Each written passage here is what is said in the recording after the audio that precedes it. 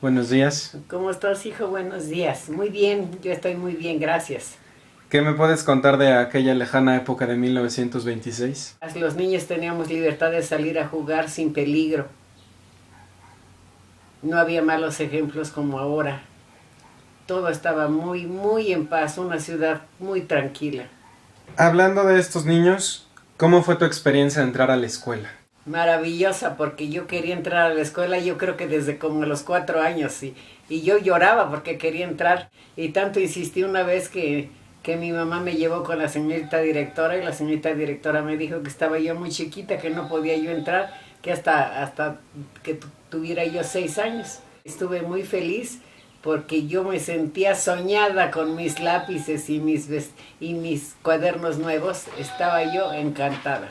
¿De tus maestros qué me puedes contar? Bueno, en primer año mi cariño grande fue para la maestra que en aquel entonces únicamente daba instrucción en el sexto año. ¿Por qué? Porque yo era muy tímida y no me gustaba jugar ni correr. Y entonces las niñas más grandes me pisaban y me empujaban y me tiraban. Y una vez una niña de sexto me tiró desde la fosa séptica y me dislocó el hombro. A la fecha tengo mucho problema con ese hombro, pero comprendo que también, como ahora, hay niños y niñas agresivos. Esos niños se enojaban conmigo porque yo no quería correr, yo no quería jugar. Y terminando esta etapa de lo que sería primaria o tu niñez, ¿cómo fue entrar a la adolescencia? Bueno, cuando entré a la secundaria todavía me acompañaba la timidez, pero mi mamá y mi papá me decían que no tenía yo por qué tener miedo, que es cierto que ya los alumnos eran más grandes que los de mi primaria, pero que yo también era más grande y que yo me tenía que quitar el miedo. Por lo que más sufría yo era porque había nada más dos medios de transporte, el camión y el tranvía. El tranvía era muy lento. De donde yo vivía a la escuela hacía media hora y me levantaba muy temprano y me bañaba con agua fría y me iba yo a la escuela. Mi mamá nada más me llevó a la secundaria el primer día para enseñarme a dónde me tenía que subir en el metro, en el tranvía, y a dónde me tenía que bajar y de regreso. Y con una vez aprendí y poco a poco se me fue quitando la timidez. En ese tiempo no existía la preparatoria como tal. Entonces, después de secundaria, ¿qué carrera elegiste? Bueno, cuando terminé mi secundaria yo soñaba con ser universitaria. En aquel entonces la universidad estaba incipiente, era casi nuevecita, flamantes todos los edificios, los alumnos muy, muy dedicados al estudio. Era maravillosa la universidad, pero ni mi mamá ni mi papá me permitieron entrar a la universidad porque me dijeron que era una carrera larga la que yo quería o abogacía o medicina, porque me gusta, a la fecha me gusta estudiar, pero me dijeron mis papás que no, que yo eligiera una carrera técnica. Y yo lloraba porque a mí no me gustaba, me decía mi papá que yo tenía que aprender o cocina o corte, y no me gustaba ninguna de las dos cosas, pero en aquel entonces los hijos obedecíamos las órdenes de los papás. Y aunque no me gustó, me inscribió mi mamá en una escuela donde la instrucción era el equivalente a la preparatoria en la mañana y en la tarde eran las materias manuales. Era bordado, era labores femeniles, era corte, era tejido, todo lo que era manual. Sin embargo, como al mes ya me empezó a gustar el corte. Y a eso me dediqué. Terminé la carrera, fueron 5 años de estudio y sale uno como maestra de alta costura. Y me dediqué a coser en mi casa. Y lo que más me gustaba era hacer trajes de novia. No puedo contar la cantidad de trajes de novia que hice porque a la fecha me encanta hacer un traje de novia. Y a una de mis hijas le acabo de hacer el suyo. Hablando de vestidos de novia, ¿tu vida romántica cómo ha sido? mi vida romántica fue realmente muy, muy poquita. Cuando estaba yo terminando mi secundaria, tenía yo un novio que estaba terminando la carrera de medicina y quería casarse conmigo, pero a mí no me dejaban salir. Entonces diario me escribía o yo le escribía todos los días.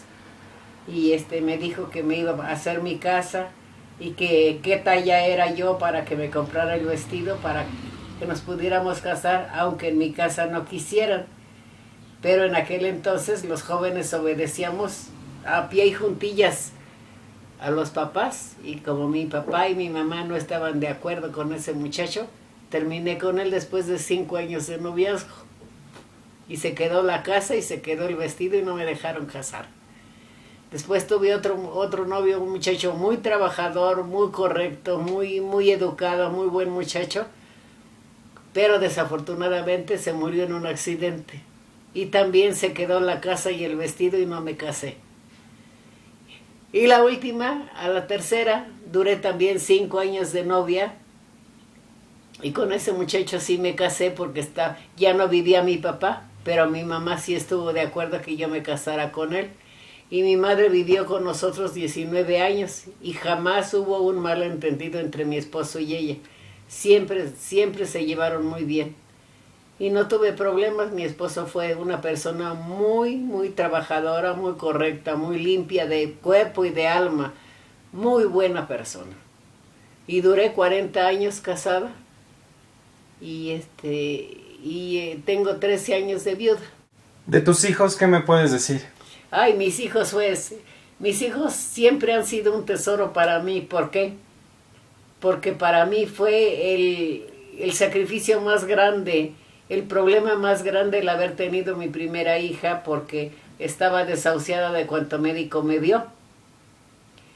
Pero yo siempre he sido una persona muy tenaz. Lo que me propongo lo logro aunque me cueste mucho trabajo.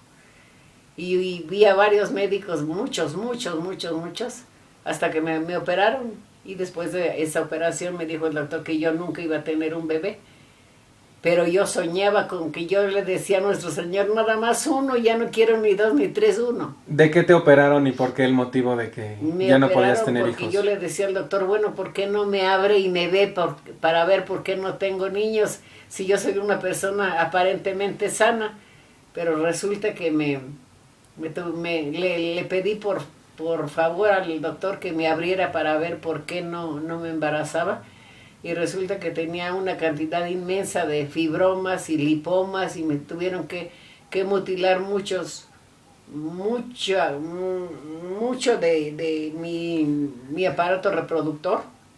Y entonces me dijo el doctor que si a mí me gustaba estudiar, que me fuera yo a la universidad, que yo nunca iba a tener niños. Pero yo estaba tenaz, que aunque fuera uno, y era llorar y era rezar, hasta que me embaracé de mi primera hija. Y cuando nació ella me dijo el doctor, la tienes que cuidar como la niña de tus ojos porque este milagro no se repite. Yo le decía, ¿cómo no, doctor? Si tuve una, ¿por qué no voy a tener más? Y tuve 3 más. Tengo dos varones y 2 mujeres. Casados todos, y tengo también 5 nietos. ¿Hubo alguna complicación? Sí, porque me puso el anestesista, no sé si se le pasó la cantidad de anestesia o algo, y el cirujano me declaró muerta en el quirófano. Entonces yo le pedí a Dios que me diera vida para cuidar a esa chiquita. Y esa chiquita se acaba de casar ahora en julio. Por lo que veo, es un sueño que cumpliste, el ser madre. Sí. ¿Tienes aún más sueños por cumplir? Bueno, tanto como sueño no, pero sí un gran deseo. Yo le pido mucho a nuestro Señor que me quite la vida, pero no en un hospital, que no dure tiempo enferma, que cuando Él diga hasta aquí, pero sin que yo moleste a mi familia. Ese es lo que es el deseo más grande que yo tengo ahora. Porque ya siento que mi avanzada edad ya es para pensar en que son mis últimos años, son mis últimos meses, son mis últimos días, y lo acepto. Muchas gracias. De nada, hijo.